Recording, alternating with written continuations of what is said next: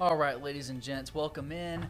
We got a lot to get to. First and foremost, high school football returns, but not without some rivalry turning criminal. Also, something we're looking at. Something's missing in Fairhope. We found out what it is, and we also found out where it went. So stick around for that. And also a big development involving a fired deputy. News 5 now starts right now. This is News 5 Now, streaming live to your neighborhood and around the world. All right, welcome in, everyone. I'm Asher Red. I'm a reporter here at WKRG, for those who might not know. But thanks for checking us out here on WKRG News 5 Now. Every day we get together, we look through our Facebook comments that we've kind of plotted from our question of the day, the big stories of the day, and of course, our Facebook poll. And those are some of the big things that we like to do every single day, just to keep you guys informed, but also entertained at the same time. So let's go ahead and get down to it. We'll count down the 5 big things right now. Sorry, I can't, having a little bit of problem talking right now. Number 5, a fired Okaloosa County deputy is now facing a manslaughter charge in the shooting death of senior airman Roger Fortson. Now, Fortson was killed at his apartment in Fort Walton Beach in May. Deputy Eddie Duran was responding to a call of domestic disturbance from a resident in the apartment complex. Body camera footage that we showed on WKRG showed Fortson open his door and holding a gun at his side, pointing at the ground, and Duran shooting him. An internal investigation determined that Duran's use of deadly force was not objectively reasonable, violating agency policy. Now, if convicted, Duran could face up to 30 years in prison. Number 4, police say a deadly stabbing in West Mobile was domestic related. Jennifer Heathco is charged with murder in the death of her boyfriend, 33-year-old Taylor Rollins. Police say the two were arguing when Heathco stabbed Rollins. Now, it happened at around 8 o'clock last night at the Charleston apartment homes on Solly Road. We spoke with several friends of the victim who were too upset to go on camera, but shared that Rollins was a great friend and that he loved his children. Now, Heathco is being held without bond. Number 3, people on the Eastern Shore might be wondering, where did the benches and chairs and tables go at the Fairhope Pier? Well, we got the answer for you. So the city moved them and they're storing them in a warehouse. That's because of something underway of what they're calling the Working Waterfront Project. So the $10 million project is bringing in repairs to the pier, such as rebuilt seawalls, new restrooms, and updates to the fountains, and of course, the Rose Garden. You can't forget the Rose Garden, right? The mayor hopes that the work will be complete before the city's annual 4th of July celebration. And number 2, it is finally that time again. High school football is back. Now, once again, Simone Eli and Gerhard Mathangani will lead our coverage going into this football season. Our game of the week is Jackson at Saraland, one of the more than dozens of games that we're tracking this week. Simone and Gerhard will bring you the highlights tonight at 10 on our weekly high school football show, 5th Quarter. And number 1, a high school football rivalry goes a little too far. Graffiti discovered at Baker High School on the day that the season kicks off. Now, the Hornets are playing the Theodore Bobcats. Red paint spelling the word Theodore on the sidewalk and F. Baker on a door.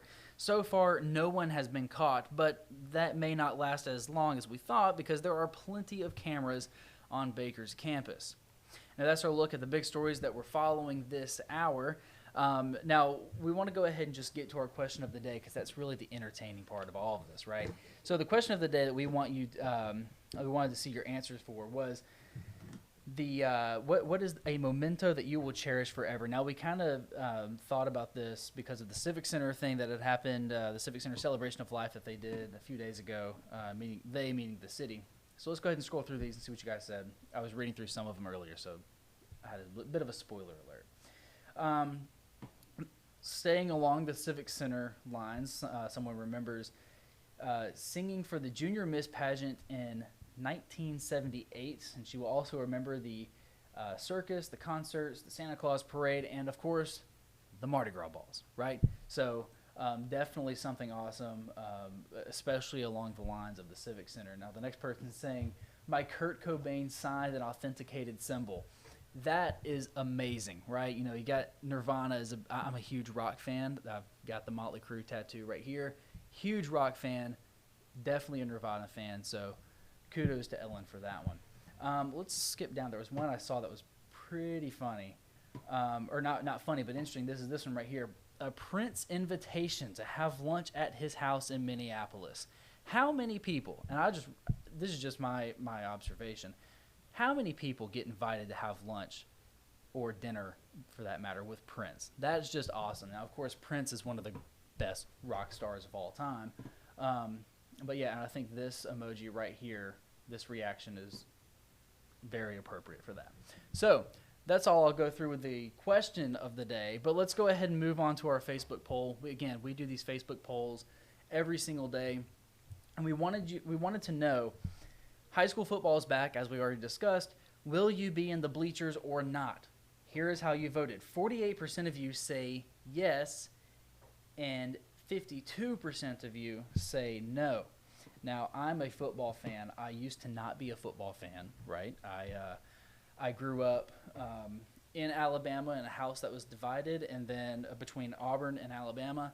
I went to college in Alabama, and I kind of had to become a football fan, right? So definitely, if I wasn't on the sidelines filming these football games, I would totally be in the bleachers. I think football is one of the best things that fall has to offer. So that is, and again, I guess y'all are split halfway down the middle for the most part. So let's go ahead and talk about what you should do next. So let's go ahead and go over to our Facebook, like the WKRG page. We want you to answer our next question of the day, and here it is right here. It is, who is your fantasy football team's best draft pick? We want to know, and that'll be answered on Monday, of course. And we also want you to vote on our next Facebook poll, the poll that we had just done, but a different subject. So we want you to know this, and this news actually just came out today. Robert F. Kennedy has suspended his presidential campaign and now backs former President Donald Trump. Is it the right move? I actually just saw the poll on my phone before I came in here, and there's a lot of reactions on that. So go ahead and put your reactions down in there. Let us know what you think. Is Robert F. Kennedy or is Donald Trump making the right move? Y'all just go in there and give us your opinions. Now, we'll be right back here to share those results. Today's Friday, so of course we got the weekend, so we'll be back here on Monday to do that. In the meantime, go ahead and turn on your TV. You can catch the rest of CBS Evening News with Nora O'Donnell, and then we'll be right back at 6 o'clock for WKRG News 5 at 6. We got Pete and Roseanne will be there, as well as Simone with all the football coverage. And, of course, Ed, he's live at some football high school stadium. I can't really remember which one it is, but he's live out there somewhere. And it's just a matter of finding Ed and also finding out what the weather is. So until then, y'all go have a great weekend. Have a good night. Be blessed, and thanks for joining us.